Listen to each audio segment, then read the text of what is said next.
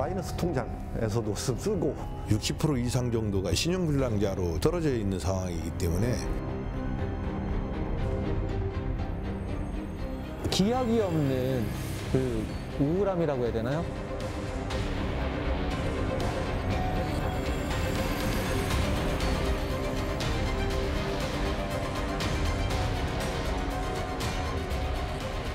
짧은 거리 이동할 때 좀 비싸다는 감이 있습니다. 물가 상승률을 감안한 가격으로는 약 1,100원 정도로 판단하고 있거든요.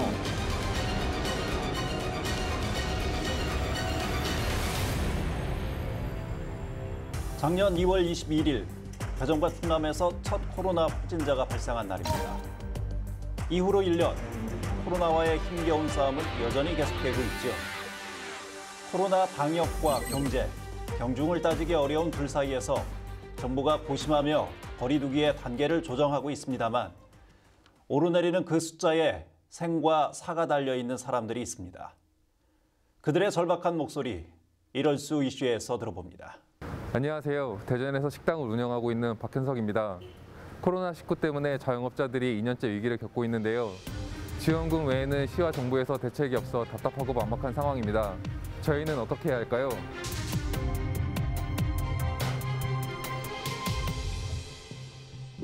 대전시 중구 대흥동 문화예술의 거리. 20여 년간 터줏대감처럼 이곳을 지켜온 식당을 찾았습니다. 박현석 씨는 아버지의 대를 이어 식당을 운영하고 있는데요. 이렇게 42,000원짜리가 있어요. 한 테이블 받은 거거든요. 개시를 못한 날.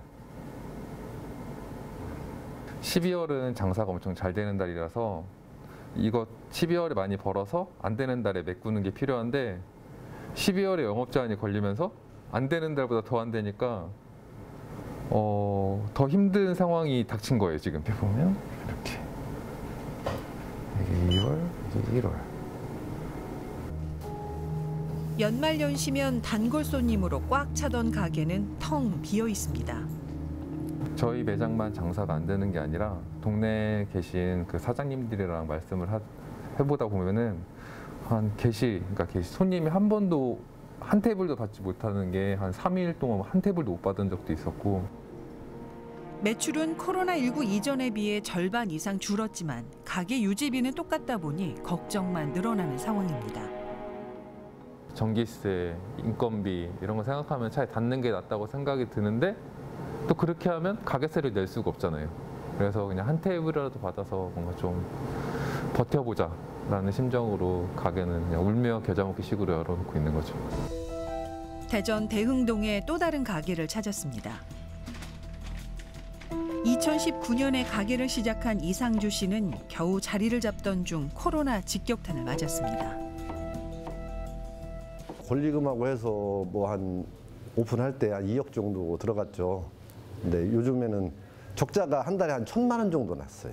마이너스 통장에서도 쓰고 그동안에 뭐 조금씩 저금해 놨던 거 그거 뭐 쓰고 뭐 해약해서 쓰고 뭐 그랬죠. 적자를 면치 못해도 영업이라도 더 한다면 좋을 텐데 정부의 강력한 사회적 거리 두기 조치로 자영업자들의 속은 더 타들어갑니다. 영업 제한을 이제 또 뭐 9시까지 하고 막 이러니까 사실 저녁 타임에 한 타임 사람도 없는 데다가 몇 테이블 안 들어온 데다가 그 다음에 들어올 사람이 없어요. 왜냐면 9시까지다 보니까 장사하는 입장에서는 진짜 굉장히 괴로운 일이죠. 한 테이블에도 한 분이라도 더 받아야 되는데 뭐 드시는 분들을 나가라고 해야 되는 입장이라 마음이 진짜 아프죠. 거리에서 사람을 찾아보기 힘든 상황. 상인들은 과연 얼마나 더 버틸 수 있을지 의문입니다.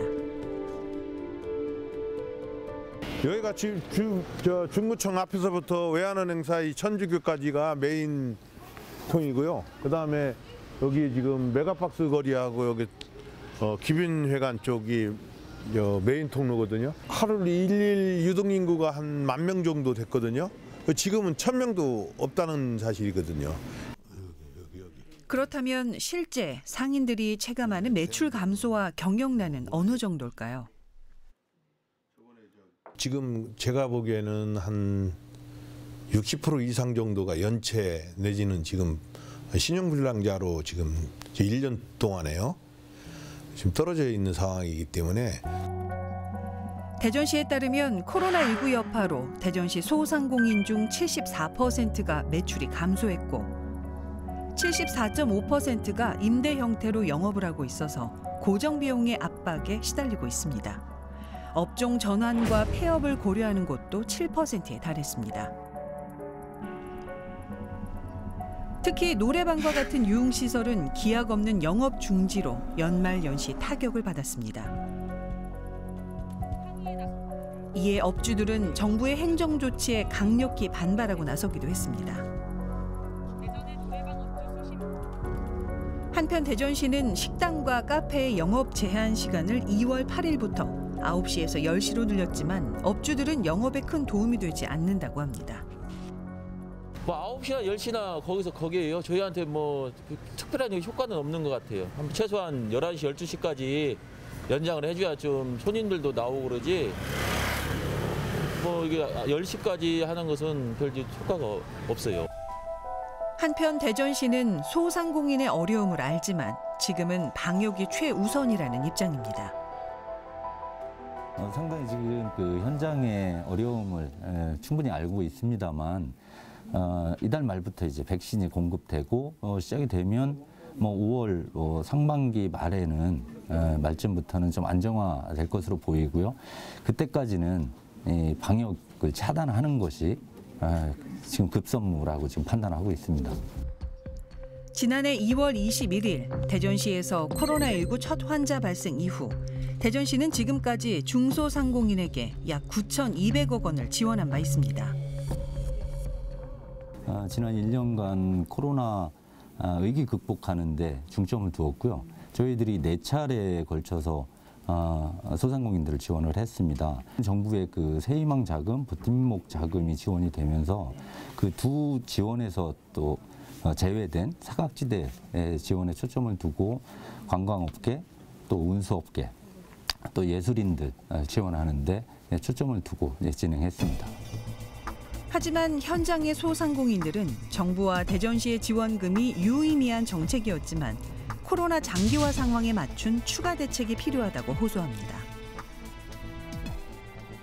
저희는 약간 세입자니까 건물주 분들한테 세금 혜택을 더 많이 줘서 그 임대세를 좀 낮출 수 있는 방법을 강구해서 해줬으면 좋겠다고 생각하고 있어요, 항상. 지금 국민들한테 뭐 1단계, 2단계, 3단계, 뭐 3차 지원금을 주는 건 저희들 뭐 획기적인 일이라고는 보지만 실질적으로 그게 큰 도움이 되는 건 아니에요.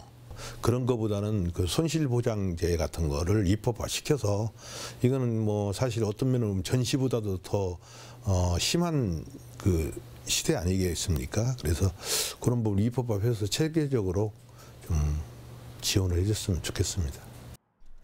현장 자영업자들의 요구에 대한 대전시의 대책을 들어봤습니다. 방역당국의 행정명령으로 집합 금지된 업종과 또 영업이 제한된 업종이 있습니다.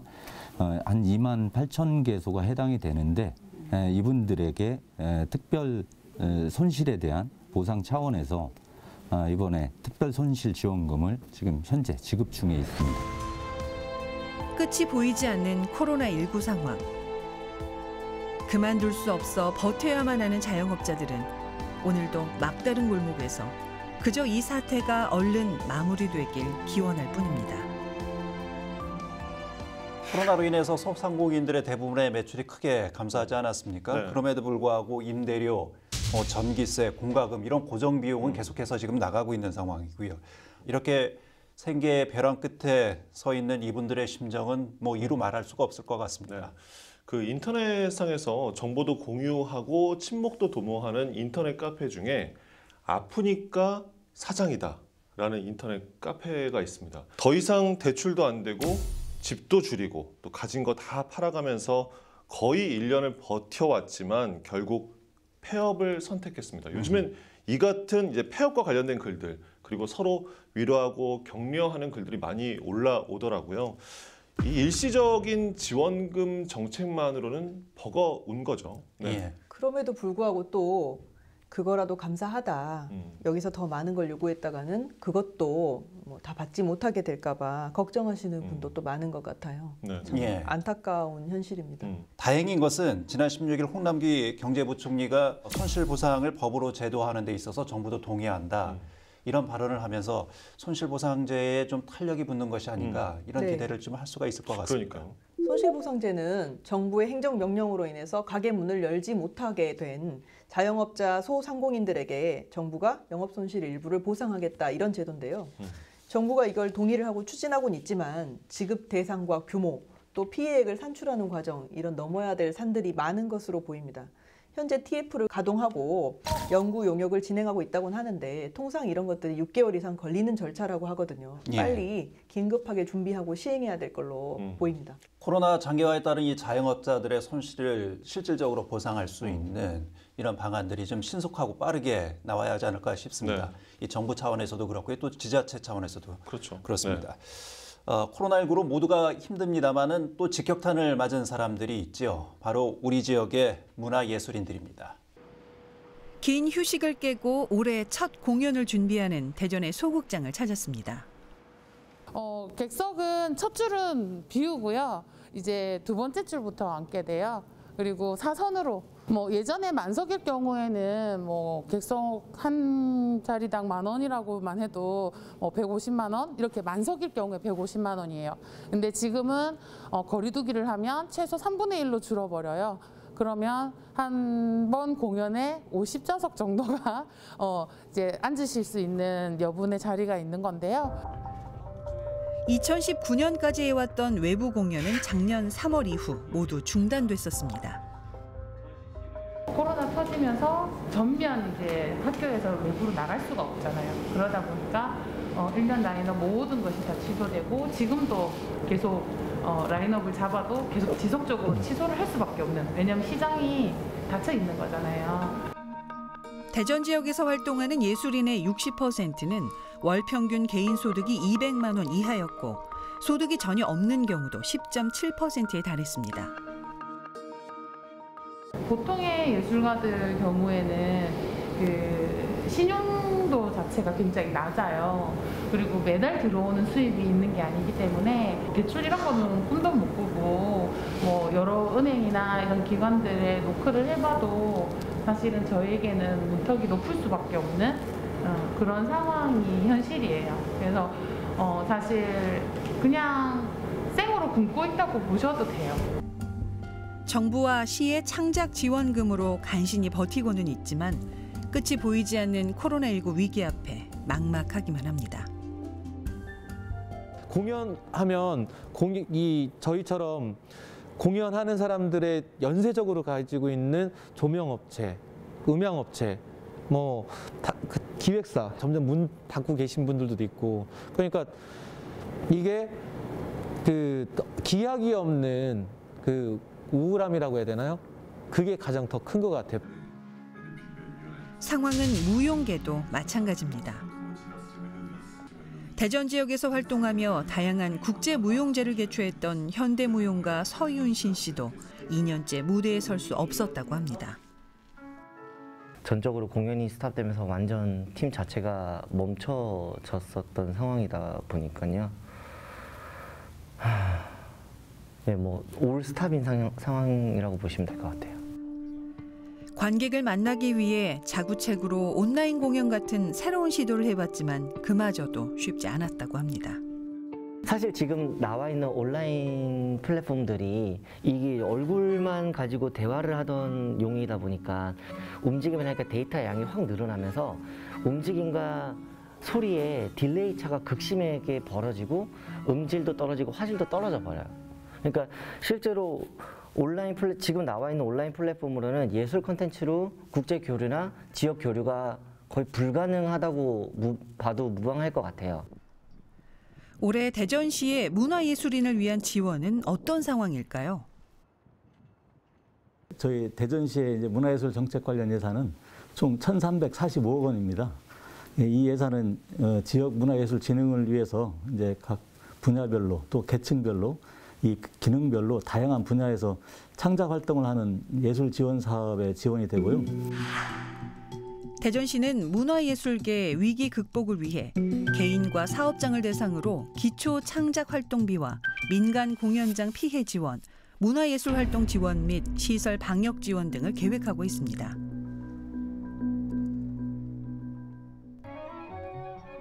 하지만 현장의 문화예술인들은 문화예술의 특성상 관객과 만날 수 있는 통로를 갈구하고 있습니다. 물론 과중한 전월세 부담을 가지고 생업에 종사하시는 그 자영업자분들의 직접적인 고충에 비하면 엄살처럼 들릴지 모르겠지만 경제적인 어려움이 있었고 또 활동을 하지 못함으로 인해서 우울증 등의 그 정신적인 피해 또한 큰 고충이라고 할 수 있겠습니다. 최근 공연계는 기자회견을 열고 정부에 새로운 요구를 했습니다. 실효성 있는 공연 개최 방안을 마련해달라는 겁니다. 마스크를 쓰고 객석을 띄우고 그다음에 앞을 보고 그 호응까지 자제하는 분위기로 굉장히 노력은 하고 있잖아요. 공연장이 다른 곳에 비해서 더 위험하다. 그런 인식은 약간 조금 다른 데서 홍보를 좀 해주셨으면 좋겠다라는 거고. 코로나19 1년 1개월. 더 이상은 버티기 힘들다는 문화예술계. 지속 가능한 영업 방안을 요구하는 자영업자들. 이제 현장의 목소리에 귀를 기울여야 하지 않을까요? 코로나19가 언제 끝날지 모르지만 우리 자영업자들이 버티고 잘 유지하며 이겨낼 수 있도록 정부 당국의 관심과 대책이 있었으면 좋겠습니다. 온라인 공연, 언택트 공연, 코로나 시대의 대안으로 제시되긴 했습니다만 이게 현실적으로는 좀 한계가 있을 수밖에 없을 것 같습니다. 네, 저도 이제 비대면 시대에 지역 연극 극단의 공연을 이제 인터넷으로 봤었는데 무용수의 움직임이나 연극 배우의 감정까지 온전히 전하는 데는 아직 좀 한계가 있는 것 같습니다. 문화예술인들이 코로나 때문에 경제적 문제를 겪는다. 이거 외에도 예술인으로서의 겪어야 되는 정체성의 문제, 관객을 만날 기회가 없다. 여기서 오는 박탈감, 우울증 이런 것도 많이 있다고 합니다. 네네. 이 부분 역시 우리가 공감하고 함께 고민해봐야 될 문제가 아닌가 싶습니다. 다행히도 사회적 거리두기가 완화되면서 공연계에 조금은 좀 활로가 될 것으로 그렇게 기대가 되긴 합니다만 이게 또 언제 확산세가 커질지 모르는 상황이잖아요. 그래서 이제 지역의 문화예술인들께 더 힘내세요라는 말씀밖에 드릴 수 없다는 게 참 안타까운데요. 그래도 자영업자와 예술인 여러분 조금 더 힘내시고 또 내일을 준비하셨으면 합니다. 코로나로 인해서 지난 1년간 개인의 삶도 사회도 이전과는 많이 달라졌습니다. 정부와 지자체에서는 코로나 극복을 위한 대응책 마련과 더불어서 사회 곳곳 아직 제도가 닿지 못한 사각지대는 없는지 꼼꼼히 살펴봐야 할 것입니다. 시사인 대사남, 여러분의 참여가 더 나은 지역사회를 만듭니다. 042-470-7393 그리고 이메일을 통해 제보를 기다리고 있습니다.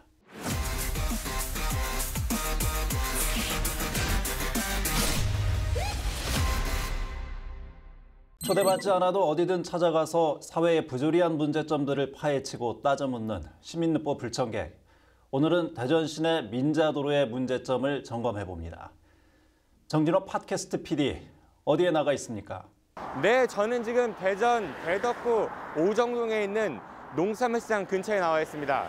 신탄진이나 세종시를 가려면요, 이 도로를 이용해서 천변 도시고속화도로 이용할 수 있는데요. 그런데 이 도로를 이용하는데 여러 불편함이 있다고 합니다.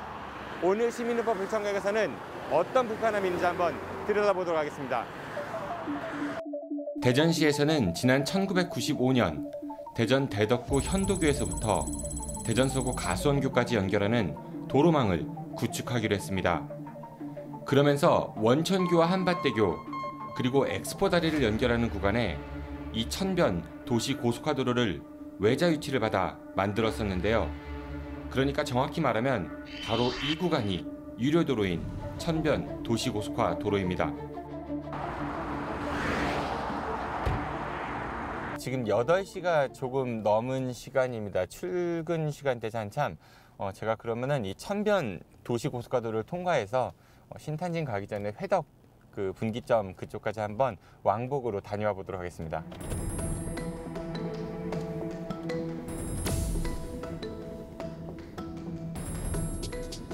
유료도로인 이 천변 도시고속화도로는 하루 평균 6만 대 이상, 그리고 한 달 평균 180만 대 이상의 차량이 이용을 하고 있습니다.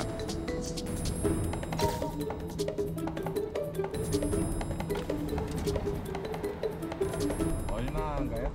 800원? 네, 수고하세요.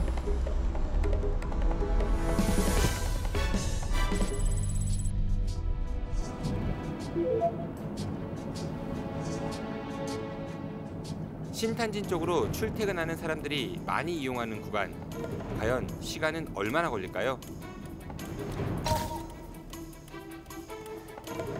회덕 분기점 인근에 있는 한 LPG 충전 쪽에 왔는데요. 좀 한번 보여주시겠어요? 네, 9.6km를 왔고 12분 30초 정도? 네.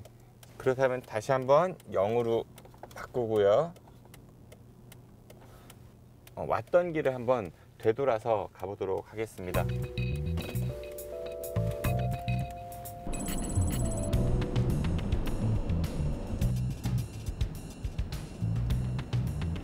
여기서 이제 유료도로, 그러니까 천변 도시고속화도로가 갈라지는 곳이거든요.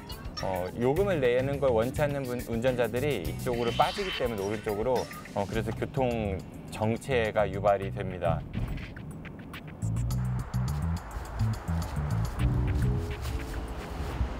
대전 서남부권에서 신탄진이나 세종시 방향으로 가려면은 이 천변 도시고속화도로가 연결된 이 도로를 통해서 가야만 하는데요. 하지만 보시다시피 이 유료도로 연결점이 있으면서 이렇게 교통 정체가 일어나고 있습니다. 천변 도시고속화도로가 유료라서 원춘교 부근에 연결도로가 엄청 막힙니다. 특히 출퇴근 시간에는 말도 못하게 많이 막히는데 그래서 잘 안 가려고 합니다. 그 도로를. 제가 유료도로 이용한 지 5년 정도 됐는데요. 유료도로 이용하는 거랑 이용하지 않는 거랑 거리나 시간상으로는 크게 차이가 나지 않아요. 근데 어쩔 수 없이 유료도로 이용하게 되면 돈이 너무나 아깝습니다. 유료도로를 이용 안 하려고 옆으로 빠져나가려면 차가 엄청 막히고 그래서 이래저래 많이 불편해요.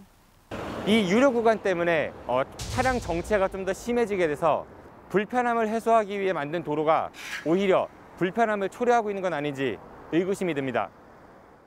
대전 천변 도시고속화도로가 유료 도로로서 제 기능을 하고 있느냐, 이 문제는 뭐 오래전부터 지적되어 온 문제잖아요. 네네. 저도 이제 타 지역을 나갔다가 이곳 KBS나 뭐 집으로 갈 때 자주 이용을 하곤 했었는데 유료 구간을 이용할 때하고 이용하지 않을 때가 사실 시간상으로 별 차이는 나지 않거든요. 그리고 저도 그랬지만 딱 돈 내는 곳을 앞두고 요금소 방향으로 진입하지 않고 이게 나가려는 차량들, 예. 그 차량들이 이제 출차선 쪽으로 상당히 몰립니다. 예. 그러니까 병목 현상이 자주 일어나는 곳이거든요. 네. 예. 그 얘기는 뭐 유료 도로를 이용하지 않으면 불편함을 감수해라.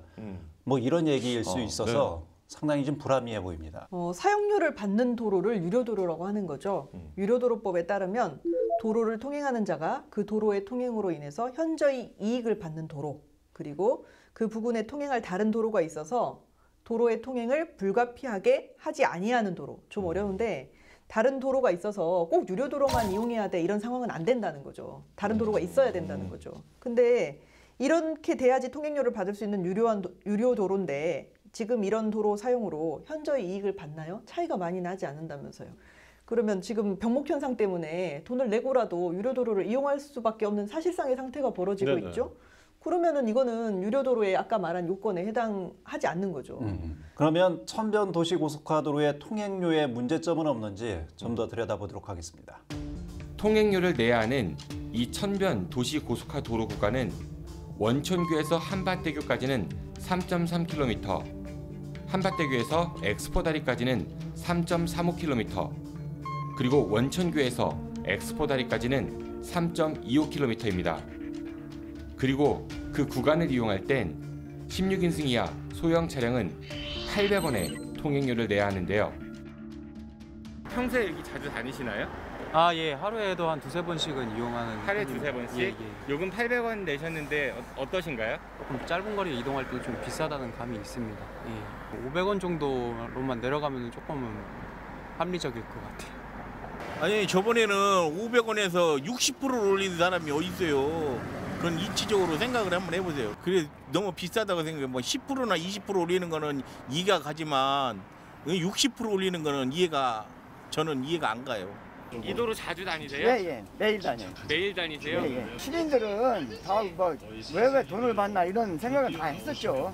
무료화로 했으면 좋죠. 우리는 왜냐면은 그렇게 긴 게 아니고 좀 짧은 도로니까. 이처럼 이곳을 이용하는 시민들은 이용거리에 비해 통행요금이 비싸다고 이야기하고 있는데요. 네, 여기는 지금 대전 서구 만년동 그 엑스포다리 근처인데요. 여기서부터 그 천변 도시고속화도로 유료 시점입니다. 여기가 바로. 그렇다면 여기서부터 그 요금소까지 시간이 얼마나 걸리는지 한번 재보도록 하겠습니다. 출발하겠습니다. 예, 출발해 주시죠.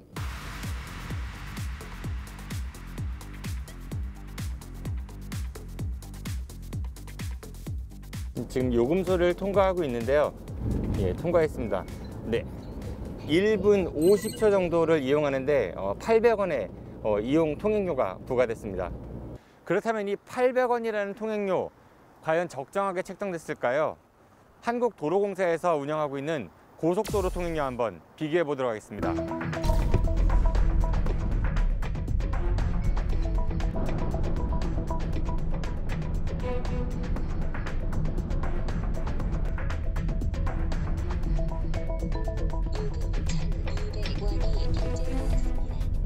네, 대전에서 비교적 거리가 짧은 이 북대전 IC에서 유성 IC 톨게이트까지 거리는 약 7.5km 정도였고요. 통행요금은 1,200원이었습니다.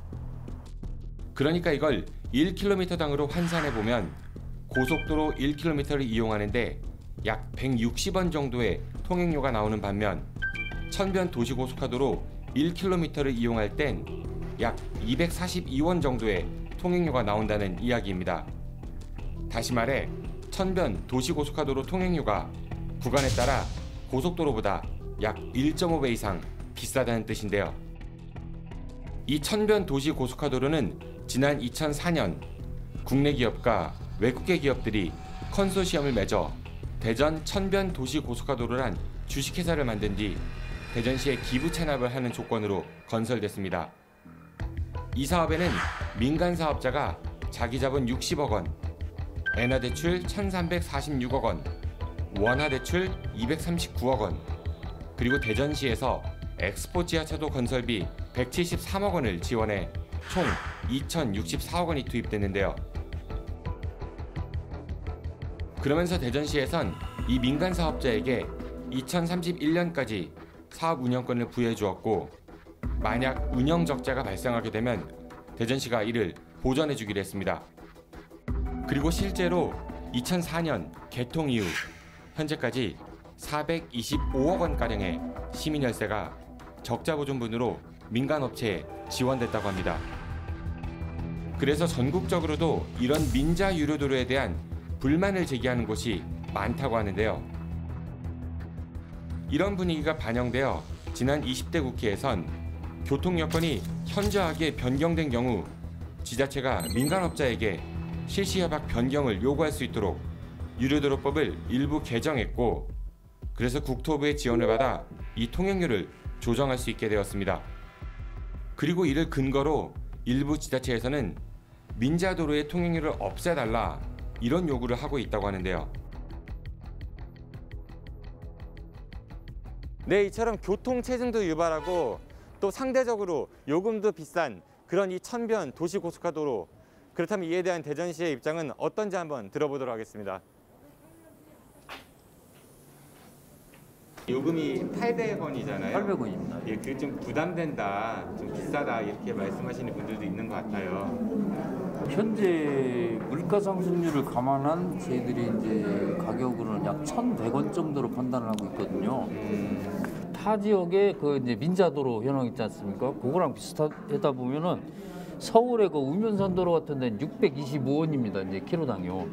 그리고 이제 부산의 경우 뭐 백양산 터널 같은데 375원, 뭐 430원. 그러다 보면 그거에 비하다 보면 저희들 시는 결코 비싸지 않다 그렇게 판단을 하고 있습니다. 그러니까 대전시에서는 다른 시도에 비해 이 천변 도시 고속화도로 통행료가 비싼 편이 아니다 이런 입장인 것 같은데요. 그 2017년인가요? 유료도로법이 이제 개정됐잖아요. 대전시가 사업자한테 실시 협약 변경을 요구할 수 있도록 법적 근거가 마련됐어요.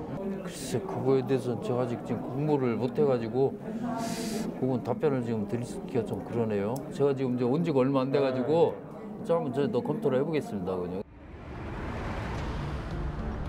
고속화도로라는 이름이 무색하리만큼 이 천변 도시고속화도로 그리고 그 연결도로는요 이미 제 기능을 잃어버린 것 같습니다. 하지만 시민들은 고속도로 통행료보다 더 비싼 요금을 내가면서 이 천변 도시고속화도로를 이용하고 있는데요. 관련 법도 개정된 만큼 주무관청인 대전시가 시민들을 위해 뭔가 좀 방법을 찾아야 되지 않을까요?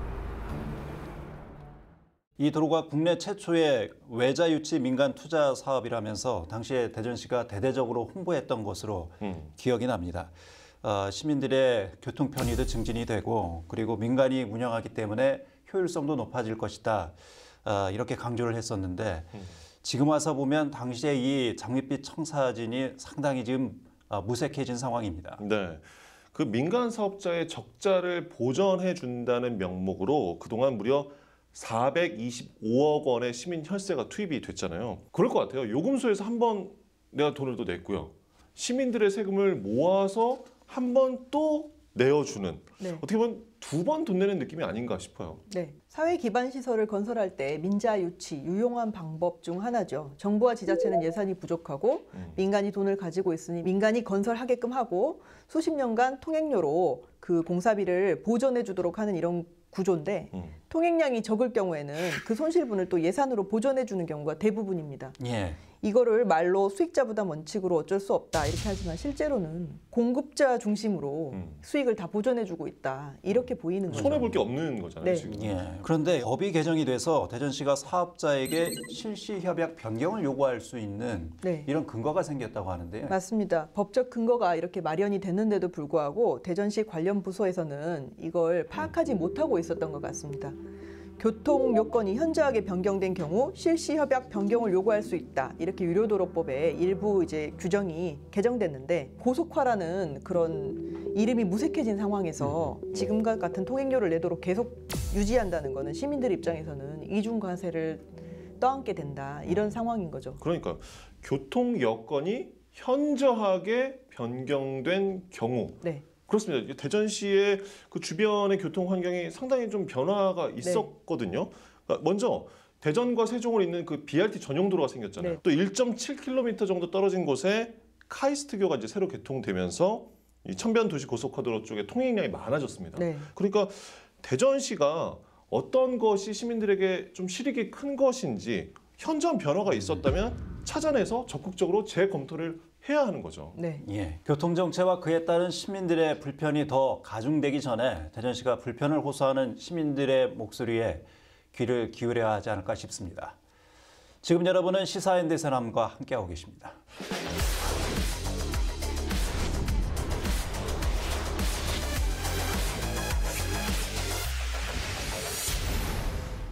한 주간의 대전, 세종, 충남의 이슈를 하나의 사진, 숫자, 공간으로 들여다보는 대세남 주민. 첫 번째 대세남 주민 2주의 물건입니다.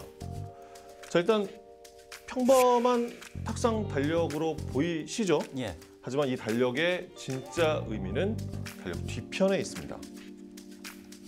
뒤를 보면 늦어도 괜찮아. 택배기사님 감사합니다. 택배 노동자 과로사 대책 마련. 이런 문구와 응원의 메시지가 담겨 있는 달력입니다. 예. 바로 대전여고 학생 5명이 직접 만든 택배 노동자들을 위한 응원 달력입니다. 최근에 택배 노동자들이 이 업무 환경이 워낙 열악해서 예, 과로사로 숨지는 사고가 있지 않았습니까? 예, 이 학생들이 이런 사회적 문제를 이런 달력에 담아서 좀 표현을 했다 이런 얘기군요. 그러니까. 그렇습니다. 예. 17살 고등학교 1학년 학생들 방과 후 활동을 통해서 시간을 쪼개서 만들었다고 하는데요. 우리 사회 문제에 대한 이런 고민이 보이고 그저 뭐 어른들이 정해놓은 어른들이 하는 방법만 있는 게 아닌 거잖아요. 이렇게 할 수 있다는 게 참 우리 학생들이 대견합니다. 저도 SNS 통해서 봤는데요. 지난주에 그 정세균 국무총리도 국무회의장에 직접 가지고 와서 칭찬했던 그 달력이죠. 네. 의정석 위에 놓여있던 그 달력, 저도 한번 보고 싶었거든요. 자세히 좀 보여주시겠습니까? 네. 이게 달력을 보시면요. 이렇게 폭우와 폭염, 폭설 이런 어려운 환경 속에서도 일하는 택배 기사님들의 모습을 그린 그림들도 있고요. 여러 학생들의 메시지도 이렇게 담겨 있습니다. 네. 그리고 현관문에 붙여서 감사함을 전할 수 있도록 이렇게 자석으로 되어 있습니다. 마그넷도 제작을 해서 현관문에 이렇게 마음을 전할 수 있는 마그넷을 붙일 수 있도록 해놓은 겁니다. 달력 자체가 재치 있고 예쁘네요.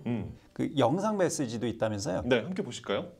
저희를 위해서 항상 이렇게 애써주셔서 너무 감사드리고 이제는 가족들과도 더 많은 시간을 보낼 수 있게 저희가 더 노력하겠습니다.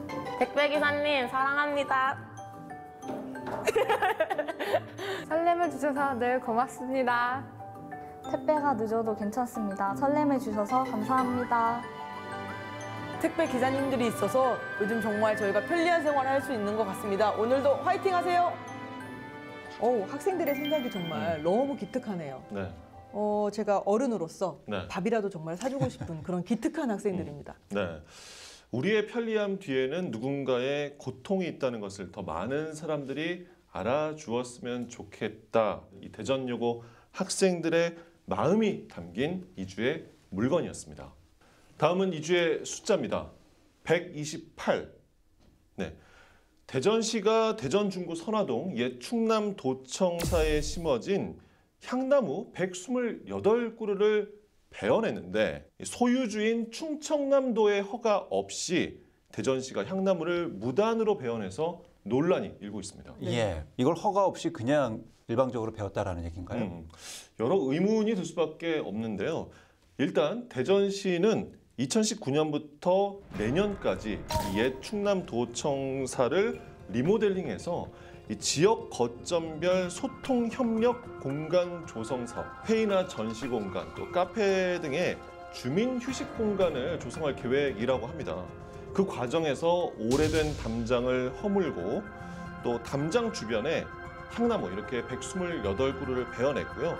일부인 44그루는 옮겨 심은 겁니다. 공사가 굉장히 대대적으로 이루어졌는데 충남도에서는 그런 상황을 전혀 모르고 있었던 건가요? 그 충청남도 관계자에 따르면요. 대전시가 지난해 6월 소통협력 공간 조성 사업을 위해서 이 향나무를 제거해야 하니 승인을 해달라 이런 요청을 한 적은 있었다라고 합니다. 네.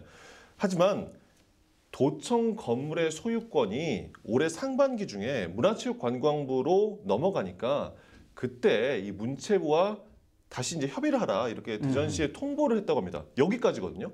그 이후로는 더 이제 진전된 사항이 없는데 대전시가 베어 버린 거죠. 그리고 충청남도는 대전시에 원상복구 요청을 했고 손해배상 청구까지도 그 의사를 밝힌 그런 상황입니다. 자, 128그루의 향나무를 베어버리고 거기에 세우려고 하는 공간이 바로 소통협력 공간입니다.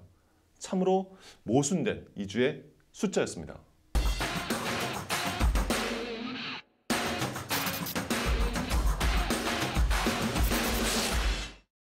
방송을 탄 기자들, 방탄기자단의 거침없는 시사 토크, 시사도루치기 시작합니다. CBS 신서우 기자, 전자신문 강우선 기자와 함께하겠습니다. 두 분 어서 오십시오. 안녕하십니까. 정부의 25번째 부동산 대책이 지난 2월 4일에 발표가 됐습니다. 대규모 공급 계획이 포함되어 있는데 이를 둘러싸고 시장에서 여러 가지 지금 반응이 나오고 있습니다. 특히 우리 지역에는 어떤 영향을 미칠지 두 분 기자들과 좀 말씀을 나눠보죠. 네, 지난 4일 발표됐기 때문에 이사 부동산 대책이라고 명칭이 붙었는데요. 정확하게는 3080 플러스 대도심권 주택 공급 획기적 확대 방안입니다. 2025년까지 전국 대도시에 83만 호의 주택을 공급하는 계획인데요. 이 계획을 보면 정부가 공공주도로 역세권 또 준공업지역 그리고 저층 주거지를 고밀 개발하고 기존 정비사업 구역을 빠르게 추진해서 신규 택지를 확대하겠다는 계획입니다. 예. 부동산 대책과 관련해서는 그동안에 이제 규제책이 있었고 이제 마지막으로 결정타로 대량 공급이라는 현 정부의 강한 의지를 보여준 게 아닌가 이런 생각이 들었어요. 국토부에 집값 안정화에 명운을 걸어달라 이렇게 대통령이 말할 정도로 다짐을 하기도 했습니다. 그리고 정부는 관련법을 다음 달 국회에 제출해서 6월에 시행할 수 있도록 하고 또 7월에는 후보지를 발표하는 등 일사천리로 진행한다는 계획안도 내놨는데요. 강한 의지까지는 알겠는데 과연 이런 정책이 시장에서 어떻게 받아들여지는지가 관건이 아닐까 싶습니다. 여러 가지 지금 이번 대책에 대한 반응들이 나오고 있는 상황인데요. 우리 지역을 중심으로 해서 좀 얘기를 해봐야 될 것 같습니다. 수도권뿐만 아니라 주요 5대 광역시에도 대규모 공급 계획이 지금 포함되어 있지 않습니까? 네, 수도권 외에 전국 5개 광역시에 22만 호를 공급하겠다고 계획이 되어 있는데요. 아무래도 이제 관심은 이 광역시별 신규 택지가 어디냐 이런 데 몰려 있을 것 같은데 좀 더 좁혀 말씀드리면 대전시 내에서 어딜 것이냐가 관심이겠죠. 업계에서는 이제 원도심 지역 내 그 공정률을 좀 개선해서 공급하거나 아니면 이제 도심 개발 예정지인 도안을 예상하는 목소리가 굉장히 많으신데요. 하지만 아직 정부에서 공식적으로 발표된 게 아니기 때문에 확신드린다 이런 상황은 아니라고 말씀드릴 수 있습니다. 이게 자칫 또 투기 열풍이 불 수 있기 때문에 그런 부분들은 조심해서 발표를 해야 되잖아요. 네, 그렇습니다. 네, 지난해 세종과 대전의 집값 상승률이 전국 1위와 2위를 기록했거든요. 그리고 또 지난달 1월 마지막 주에 대전 유성의 집값 상승률이 전국 1위를 기록하기도 했고요. 작년에 이어서 올해도 대전과 세종의 집값이 상승세가 무섭게 치고 올라가고 있는 게 여전한 상황에서 이번 이사 대책이 집값 안정화에 얼마만큼 영향을 미칠 수 있을지 좀 더 지켜봐야 되지 않을까 이렇게 생각이 됩니다. 서민들 입장에서는 대규모 물량 공급이 된다는데 기다려야 될까? 아니면 더 오르기 전에 지금 빨리 사야 될까? 이런 마음이 고민을 많이 하실 수밖에 없는 상황인 것 같습니다. 아무래도 이제 시민들 대부분 반응이 그러신 것 같더라고요. 왜냐하면 아무래도 정부가 아직 확정되지 않은 그 택지 공급 계획을 발표를 해놨는데 이게 뭐 드러난 것은 없는 상황이거든요. 그렇기 때문에 너무 시장의 불확실성만 키웠다 이런 비판이 있고요. 또 일부에서는 정부의 이 공급 대책이 희망 고문이 될 거다. 왜냐하면 실제 분양까지는 5년 정도의 시간이 필요한데 그 사이에 집값은 굉장히 많이 오를 거라고 예상을 하시는 거거든요. 그러니까 차라리 그러면 당장 앞서 나와 있는 대단지 아파트 분양을 받는 게 현실적인 방안이지 않겠냐 이렇게 보는 전문가들도 많습니다. 정부도 그런 부분을 우려해서 부동산 대책 이번 발표 이후에 신속하게 또 조속히 여러 가지 사업을 시행하겠다 이렇게 의지를 밝히지 않았습니까? 그런 부분들이 시장에서 어떻게 또 반영이 될지 좀 더 지켜봐야 될 것 같습니다. 다음 이슈를 또 살펴보죠. 충남 지역민들이 최근 당진 평택강 매립지를 둘러싸고 여러 가지 불만의 목소리를 지금 내고 있는데 이게 어떻게 된 상황인지 좀 정리를 해주실까요? 쉽게 말씀을 드리면 그 충남 당진의 경계를 가지고 있었던 앞 바다를 그 땅으로 메웠습니다. 땅으로 메웠으니까 그 땅에 대해서 어디가 관할을 해야 되는지를 결정을 해야 되지 않습니까? 그것을 당진 땅인지 평택 땅인지를 가려달라고 그 소송을 낸 것인데 20년 동안 진행된 소송에서 바다 일대는 당진의 바다였는데 땅으로 메우고 나서는 평택의 땅이다라는 결론이 나온 것입니다. 내 바다에다가 흙을 부어서 메웠는데 그거는 이제 내 땅이 아니라는 거잖아요. 충남 도민들 입장에서는 이거 받아들이기 정말 어려울 것 같고 원래는 이게 그러니까 충남도의 관할이다 이렇게 시작이 처음엔 얘기가 나왔었던 거 아닌가요? 2004년도의 헌재는 그 관습원법을 들어서 해상 경계를 이유로 그 땅은 당진 땅이 맞다. 해상 경계를 준용하면 된다. 준용하면 된다라는 판결을 내렸었습니다. 근데 그 이후에 법이 바뀌면서 이제 우여곡절이 지금까지 이어져 온 거죠. 이 갈등이 이제 2009년이거든요. 지방자치법 개정에 따라서 발생을 했는데 이 개정 법안에 따르면 공유수면에 따른 매립지가 새로 발생했을 경우는 행자부 장관이 결정하도록 명시가 되어 있습니다. 그러다 보니까 이제 평택시가 2010년에 행안부 장관에게 이 땅을 평택시로 귀속시켜달라고 요청을 합니다. 그 당시 행자부는 2015년 5월 4일이죠. 중앙분쟁조정위원회 심의 의결을 거쳐서 제방 바깥쪽은 평택의 땅으로, 안쪽은 당진의 땅으로 귀속한다 이런 결정을 내렸습니다. 예. 근데 충남도 입장에서는 억울하잖아요. 그래서 결국 이제 같은 해 5월에 대법원에 취소 소송을 내고 또 6월에는 헌재에다가 권한쟁의 심판을 청구했습니다. 예. 충남도민들이 헌재 앞에서 1인 시위도 하고 여러 가지 의지를 표명했습니다만 결과적으로는 이 충남도민들의 기대하는 반대되는 이런 결론이 났네요. 당시 충남도민들이 촛불 집회만 해도 2020일, 대법원 앞에서 1인 시위는 580일, 그리고 헌재 앞에서도 1400일이 넘는 동안 오랜 기간 동안 1인 시위를 벌이기도 했었는데 결과적으로는 안타까운 결정이 나오고 말았습니다. 이 때문에 이제 양승조 충남도지사시죠. 현재 도지사께서 이건 상식적으로 납득하기 어렵다 이런 입장을 냈고요.